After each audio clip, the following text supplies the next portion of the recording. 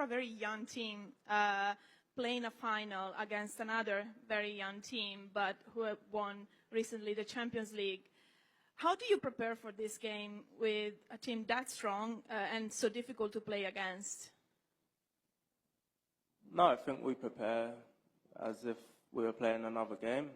It's a final, but no, we prepare every game as if we want to win.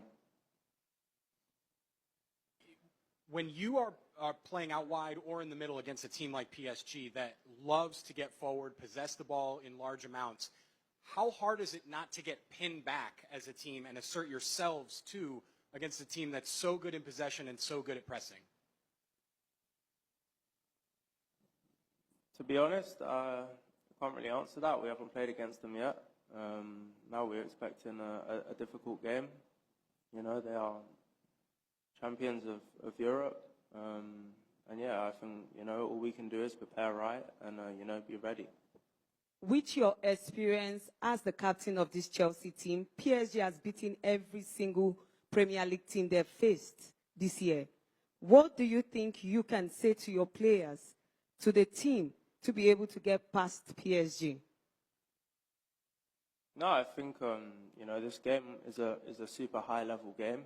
You know, they are, you know, one of the hottest teams in the world at the moment. But, you know, this is a final. This is a one-off game. You know, everyone has them down as strong favourites. But, you know, I've been in many finals before where we've been favourites. And, you know, we haven't come out on top. So, you know, this doesn't mean too much to me. And I don't really care, to be honest, that, you know, everyone is bigging up, you know, our opposition. You know, we were preparing right, and, you know, we are going to win. Gentlemen in the blue two, 3-2 clubs, 1 month in USA. For you, what is the biggest challenge to reaching the final? I think the biggest challenge is the circumstances, you know, we're playing in, the travel, the quality of the pitches. You know, the climate is so hot, you know, no one in Europe is used to this heat, you know, playing at 3 o'clock in, you know, the hottest time of the day is super difficult for us to adapt. You just mentioned about the heat.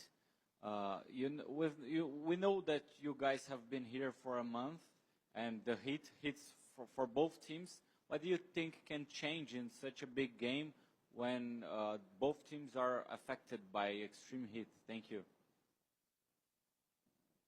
I mean, the game will be harder for the team that don't have the ball because you'll be running a lot more. But no, as you said, you know, we are both playing in the same conditions. And yeah, I think we've played in it, you know, a fair amount now, so I'd say we're slowly getting used to it. I wanted to ask you about Enzo Fernandez. You are both captains of the team, and I wanted to ask you, what do you think about him as a partner and what he makes on the pitch? Thank you. No, Enzo Fernandez is you know, an amazing player, an amazing person, and you know, he's come on so much since he arrived at Chelsea. You know, he's a huge part, you know, of Chelsea Football Club, and you know, a huge player for our team, and you know, he'll play a big part on Sunday. I wanted to ask you about you. We saw you, you know, struggling with an injury. Is that fully recovered? And the meaning of having Moises back, you know, in that engine in midfield, which proved to be great during the season, and his partnership with Enzo, not just referring to the previous question, not just Enzo, but the partnership, you know, 2 guys complementing each other, doing so well for so long ahead of the final. Thanks. No, just to clear, I wasn't injured, so let's put that to bed. And, you know, talking about our 2 midfielders, Enzo and Moy, you know, 2 phenomenal players. You know, they are definitely up there with, you know, the best midfielders in the world. And I think that will be displayed on Sunday. I just wanted to follow up when you said you weren't injured. When you pulled out of the warm-up, I think it was Palmeiras, what happened in that moment? No, I wasn't feeling so good in the warm-up. You know, I've come a long way, you know, with my history. And could I have played? I probably could have played. But, you know, if something happened in that game, then I probably would have looked back and thought, you know, I had a warning.